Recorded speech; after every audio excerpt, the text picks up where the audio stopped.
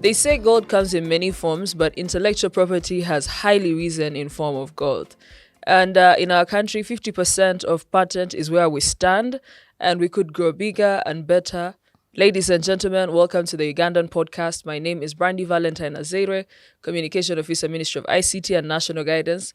And today we bring you a whole IP expert straight out of the Ministry of ICT and National Guidance. She doubles as a senior IT officer and also under research and development. Miss Shirley Gladys, welcome to the Ugandan Podcast. Thank you, Brandy. Thank you for having me. We have been looking forward to having you, but your schedule has been tight. I'm excited. I'm glad to be here. Yeah. Okay. Before we get into anything, I want us to start on a very high note.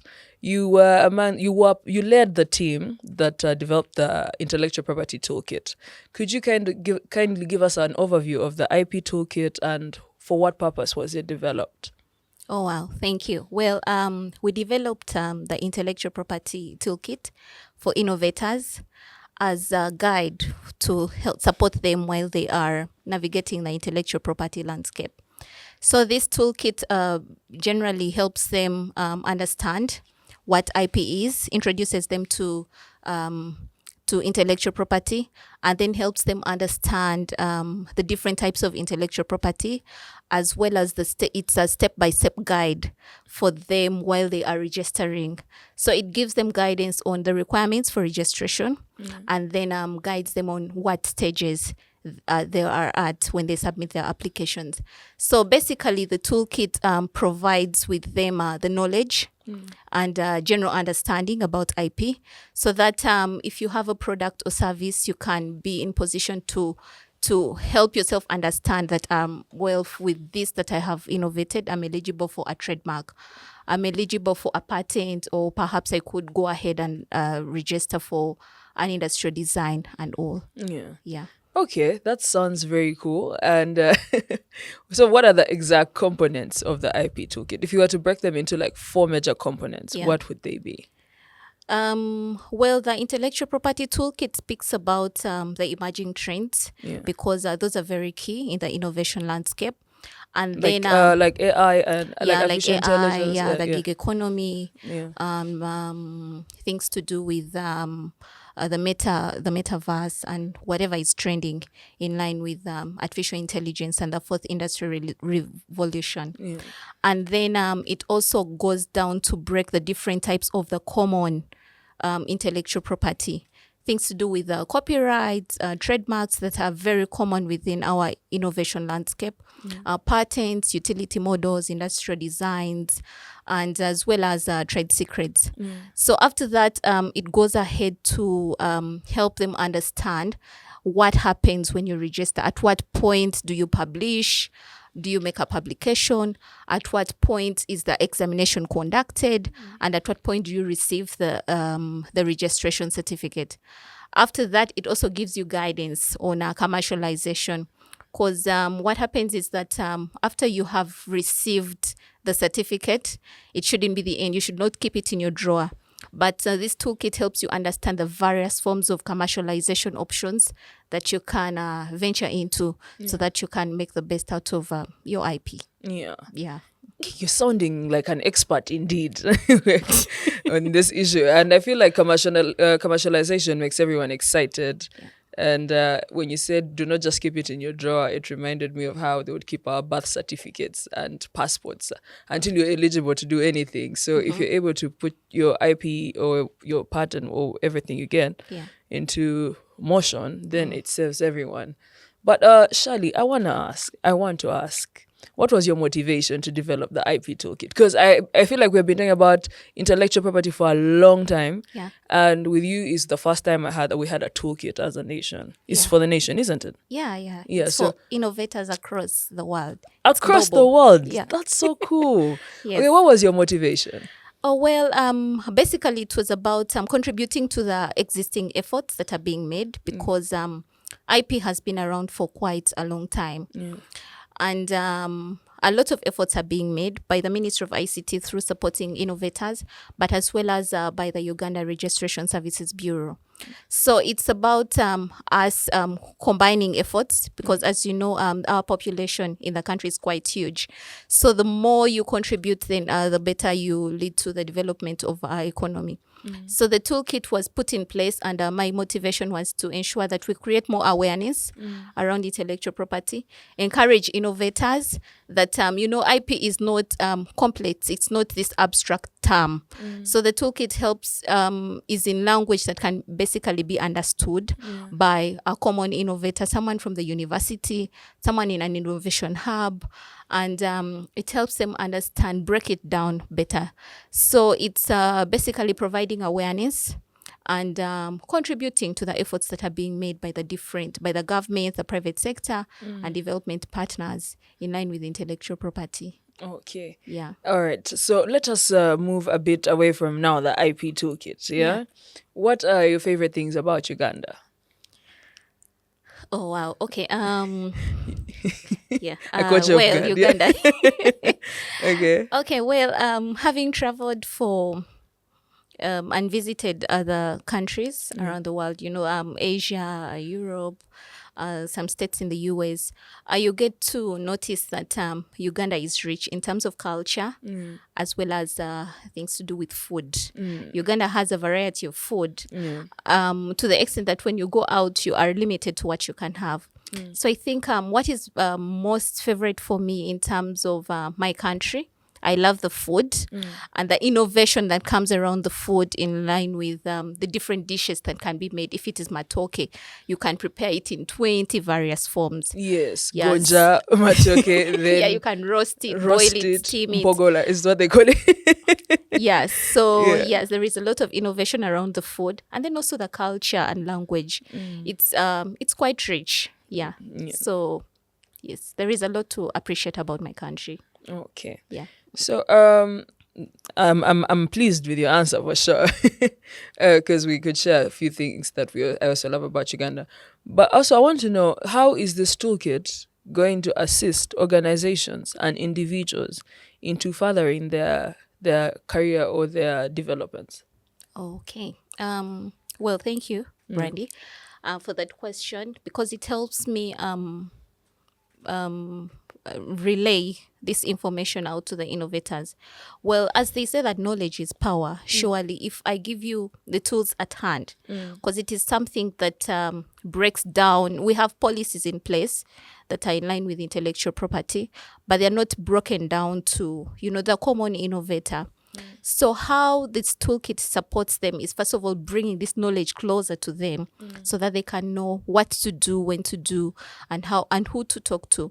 So the intellectual property toolkit basically is going to support them in a way that it will, first of all, it provides with them guidance, and that therefore it encourages them to reach out.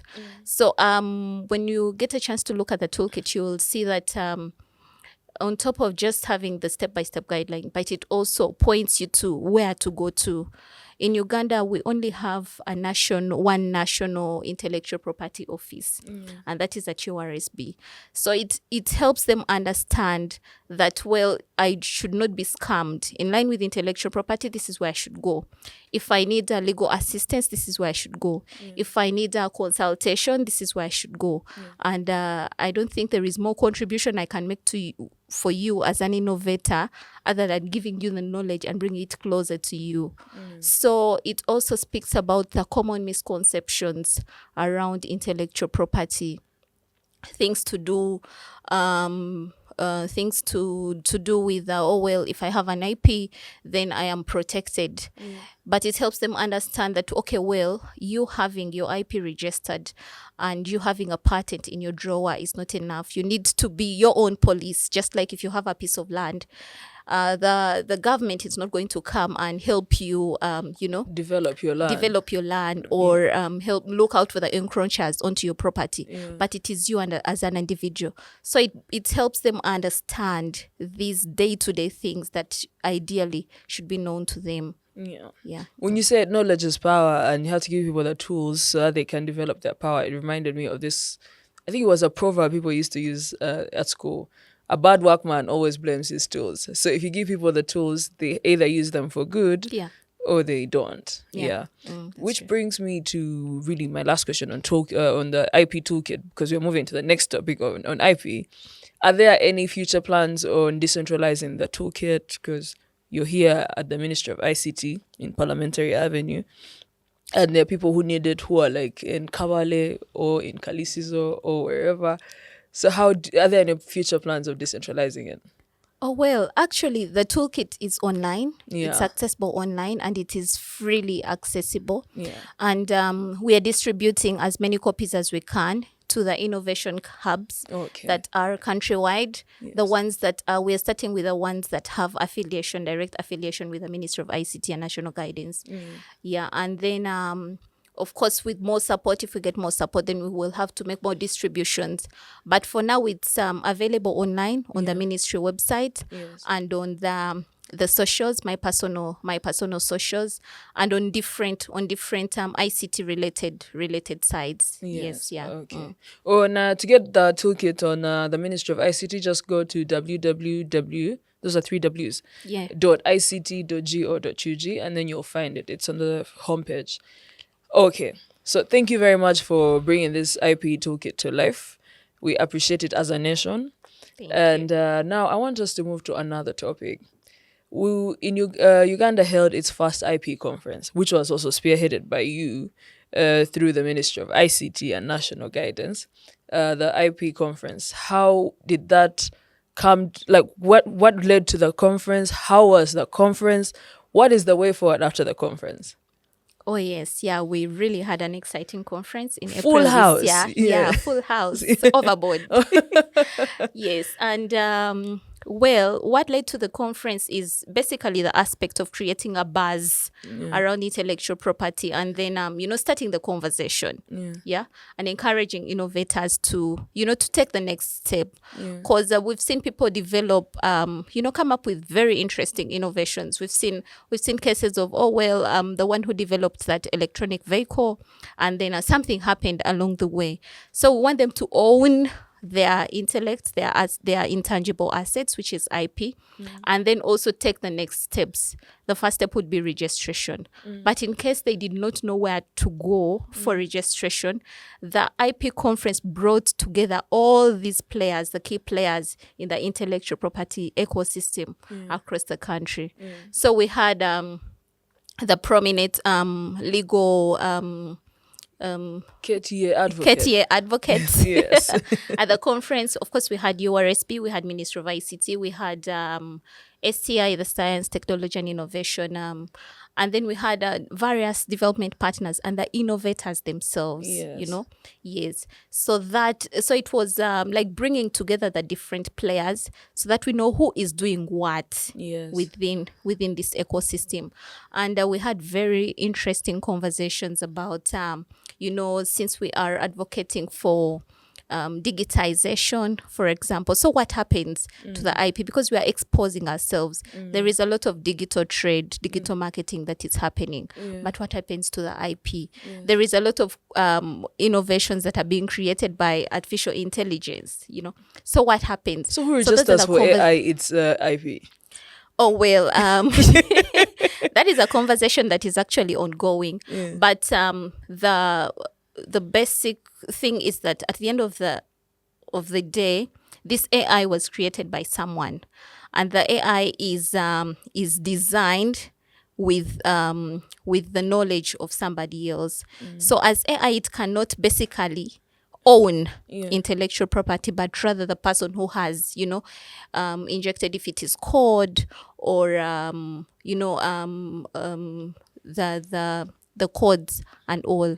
So would be the owner of whatever the AI has created. So AI cannot own IP. Okay. Yeah. Speaking of IP and conversations that are ongoing, there was a conversation on infringement that was going on. Yeah. Does the ministry involve itself in helping people get policies and find direction after their IP has been infringed? Like if I register for my IP, for example, for the podcast, and then there's some random person out there doing the most with my already licensed what is it? Yeah, my do we help? Does the ministry help with infringement? Oh yes. What the ministry is doing currently, it actually set up an IP desk here at the ministry that in charge of personally, and then it's also bringing on board different partners. Yeah. So if you as an innovator, a creator, or an entrepreneur have an innovation and you have gone ahead to register it, and in cases of infringement, what the ministry can do for you, because it does not, it as an entity is not it's not under its mandate to provide legal advice. So what it can do for you is to give you guidance on who to talk to in cases of that. And we're also working with the Ministry of Justice. We have some some contacts there. So we support innovators by providing with them the platforms as well as the connections to help them navigate such instances. Such calamities for sure. Yes, All right, that's okay. And I know leading to the IP conference, there was IP for female innovators. And I think you had some great partners over it. Could you please shed some more light on it? It was so much fun, first and foremost. But let's go. Oh, yeah. Thank you. So what happened before the intellectual property conference is that we did a nationwide campaign around creating a lot of sensitization and awareness in line with intellectual property. So we conducted intellectual property clinics, and we also conducted the clinics were physical, and then we also conducted intellectual property webinars, which were online, to cater for those that are not in position to come physically to attend the clinics. And during these clinics and webinars, we brought on board success stories, innovators that are within our ecosystem, local innovators who have successfully registered their IP. We had an innovator who has successfully registered a patent for their health innovation. That is Miss Bonita Azeirwe. Yes. And then, of course, we also had Mr. Ivan for microfuse computers that they were telling us how they were navigating the intellectual property landscape, and then also how best they were capitalizing on their IP after attaining it. Like I said, it does not end there. You need to reach out, look out for partners, but you having your IP, it gives you a tool to safely navigate this landscape so that you don't lose out. So we had clinics, webinars, and then we also had one-on-one sessions, and these were purely pro bono. If you have you have a query, you have an inquiry, you have you need to know more about what you're doing. I'm on the Ugandan Podcast.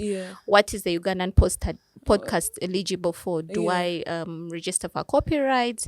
Do I go for a patent? And we had experts from URSB, from KTA, from the ministry that were helping these innovators understand more about their innovations and IP. Okay. Actually, and I also remember, I think we had the American Embassy, I don't know, I think you partnered with them. Yes. And Youth for Tax Network. So the US Embassy under the alumni thematic exchange program actually support Okay. It actually supported some of these efforts. So they supported us in carrying out this nationwide sensitization and awareness in line with IP. And then, of course, we brought different partners on board, the Youth for Tax Justice Network. Yes. They also came on board to support us. Because it's a collective effort. Absolutely. And Absolutely. very many young people and out there yearning for the knowledge. And then we also worked with the ICT, Association of Uganda, and very many more partners. I was also one of the partners, but under the Ministry of ICT. I'm messing. But it was such a great time. I got to learn so much about IP, and I even got people coming telling me, oh, this was awesome. Because in attendance we had creatives, we had innovators, we had writers, we had and many others. Yes, And some artists and stuff. We had researchers. Yes, it was a full house. It was nice. It was. Thank you. Yeah. So the Ministry of ICT has been coming up with IP guidelines. But before we get into these IP guidelines, yes, now that you know where we are going, if you had 5 days, a 5 days notice to leave Uganda, what are the things you'd prioritize to do? There should be 5 things. Oh wow. 5 things, one for each day. Preferably, let's remove the costs of. Let's remove the travel time. If you had 5 things to do in Uganda, for 5 days. For 5 days. Well, so I think on the first day I would call my family. Yeah, and do like a podcast. Yes, and tell them about this, and then also, well, your 5 days, I don't know if it involved me moving with my family, my immediate family, but then I'll also work on those preparations, and then of course finalize with the current assignments or delegate some that I cannot finalize within that short term, and then I think basically it's just family, and then clearing my desk. So you have just broken down your priorities. I love them. And I'm glad that work is done. I'm very sure your bosses are going to be happy. But okay, let me change it. You had 5 places to go to in Uganda. 5 places, regardless of the time. Yeah. Where would you go and what would you do? Oh, well, of course, I would go to Ginger. Yeah. And of course, I love ginger. I love the source of the Nile. And then I would also go to my home. I would go to Kalisizo. Future woman MP.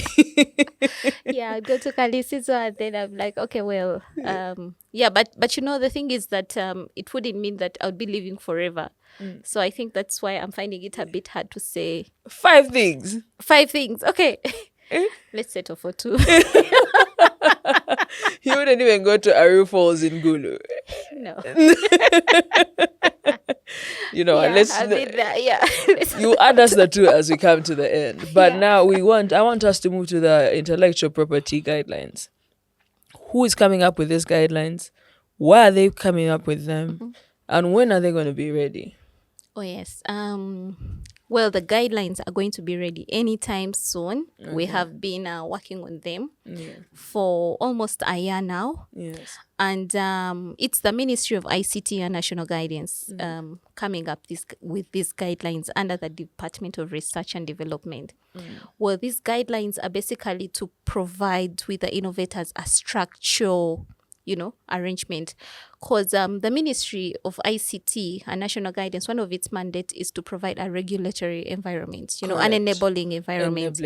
Yes. So for innovations, and as you know, we have our National Information Innovation and Support Program, NISP, that is supporting local solutions to be developed and put onto the Ugandan market.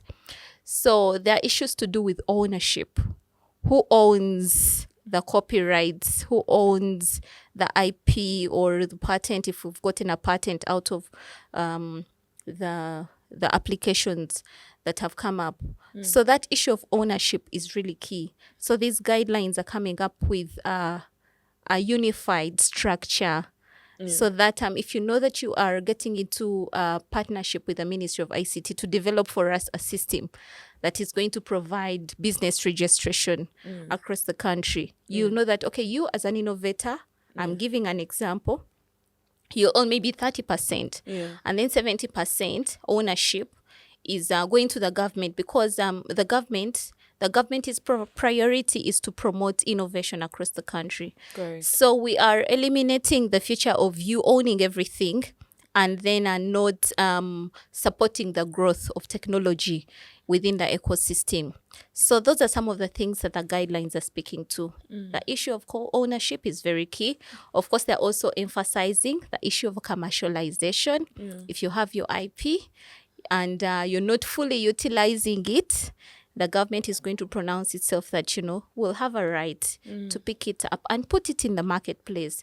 Because as we know that innovation and technology are ever evolving. So if you sit on something and you're saying, okay, well, I'm owning this patent for 20 years and you're not doing anything with it, then why not put it in the market so that other innovators can come, exploit it, and, come up with something better.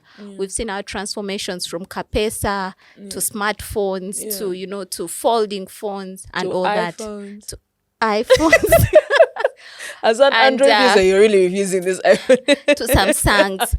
And so that is the beauty around innovation, and intellectual property is very key in advocating for growth within the innovation ecosystem. Okay, so we can't wait for these IP guidelines. I know so many people are also still waiting for them, and I'm glad you have brought this out and clear. Yeah. And we look forward to receiving them. Yeah, anytime soon, before the end of the year. Yeah, but I'm not dropping my question before. So, in places to visit, the 5 places, would you go to the National Theatre? I always go to the National Theatre. I would not go to the National Theatre in my last 5 days in Uganda. But you've been going the whole time. Okay, fine. Would you go to the golf course? No. You wouldn't want to play golf? No. Shirley, you're failing me at this one. I don't know how to help you. Don't help me. I leave you. We leave at 2. We settle for the 2. Okay, fine. Yeah. The zoo? No. Okay, fine. The beach? Yes, of course, the beach. If I go to Jinja, I have visited the beach. So, yeah. Okay. Perhaps I would go to Mashida. Yeah, and then, enjoy a staycation, right? That would be dope, actually. Yeah. Now, I want to go into the future. Yeah. Where do you see the future of innovation and intellectual property in Uganda? Yeah. Well, I think the future of innovation for our country is very promising in a way that when you see the young people and how, excited they are and how brilliant they are and how, all the different things, they have this thirst and thrill for coming up with new things. So I think the future of innovation is very promising. And I believe that in the next 10 years, we shall have a number of unicorns that are from our country, Yeah, we are using very many products, The X we are talking about is not from our country. We're using Uber, not from our country. Yeah. And yet the innovators within our ecosystem, these are things that they can do.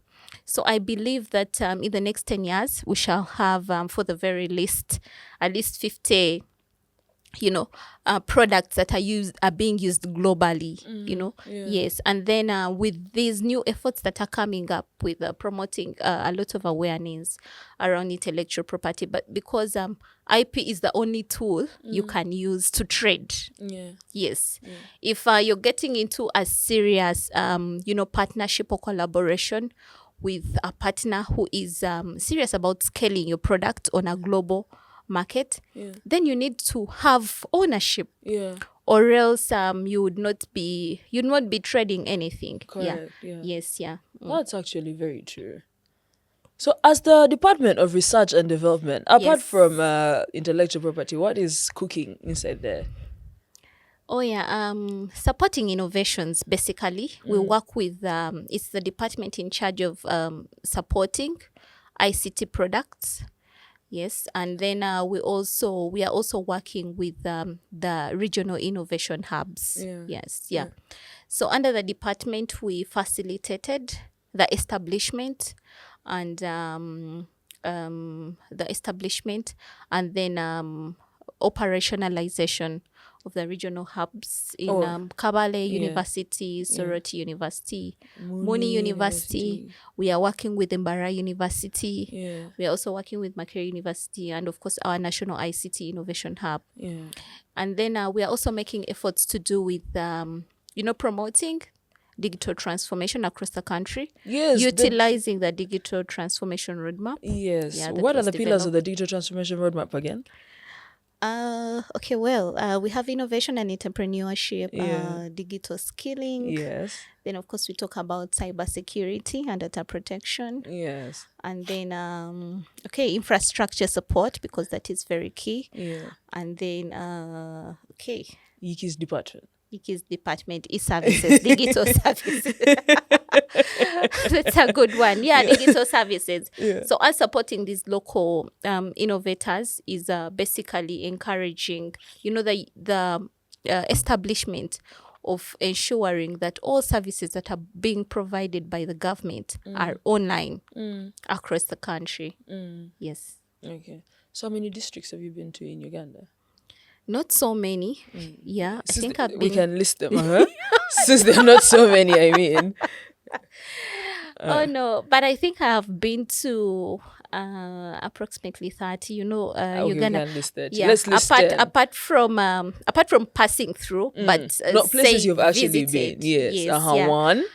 I've been to Masaka. Masaka. I've been to Chotera districts. Where is that one? That Okay, is yes. where Kalisizo town is. Okay, fine. I've been to Bara district. Yes. Yes, Gulu district. Arua. district. You need more? I need more. I need 10. Okay. Ginger district. Yeah, Ginger. And then I've been to Kabale. I've been to Fort Poto. Oh, nice. Yeah. Yeah. And then I have been mountains are the to one. Kisoro. Yes. I've been Kisoro. to... Okay. I leave the last one for you. Kampala. Where? Kampala. I left that one out. Yeah, left that one Yeah. out. Anyhow, so I'm glad that we are able to cover all these things, and innovation is key, and so Yes. is intellectual property. And what advice would you have for someone who wants to explore a career in intellectual property management?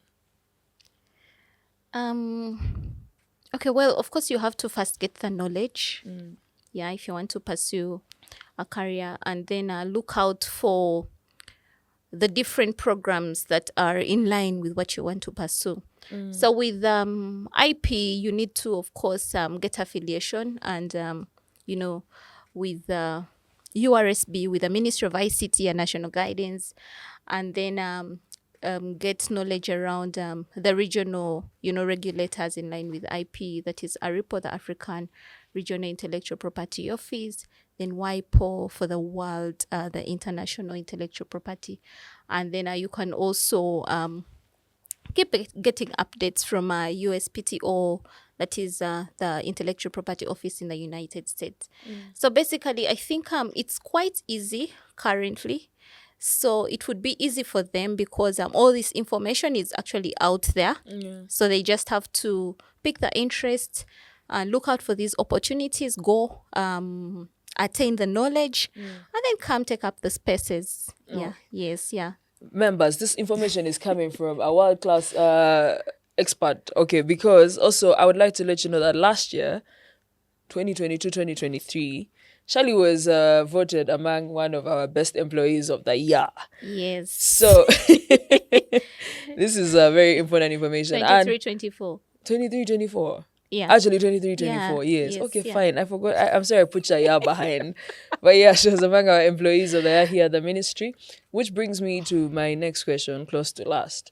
Who and what inspires you in your work and in your career? And just, yeah. Oh well, I think this is really a good one, and me working at the Ministry of ICT and National Guidance, I think I would just basically look at my boss, the permanent secretary of the ministry. Oh, Dr. Amina Zawede. Yes, Dr. Amina Zawede. Yeah. She's a very huge inspiration for me, and it's basically because of how she balances her work, the professionalism, and then with office work, mentorship. office mentorship, and then the unselfishness, extending, selflessness, extending this knowledge and mentoring, bringing on, young people and encouraging them to pursue their dreams and be successful within the technology sector.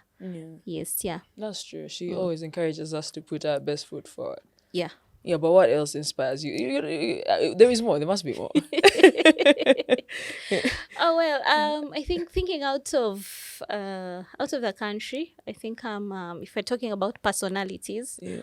I'm inspired by the former First Lady of the United States, Michelle Obama. Yeah. And basically about her, it's also the same, really balancing work, life, professionalism, having some fun while at it, and then, keeping yourself together, basically. Yes. And then, of course, my mother, because she's also a professional. Yeah.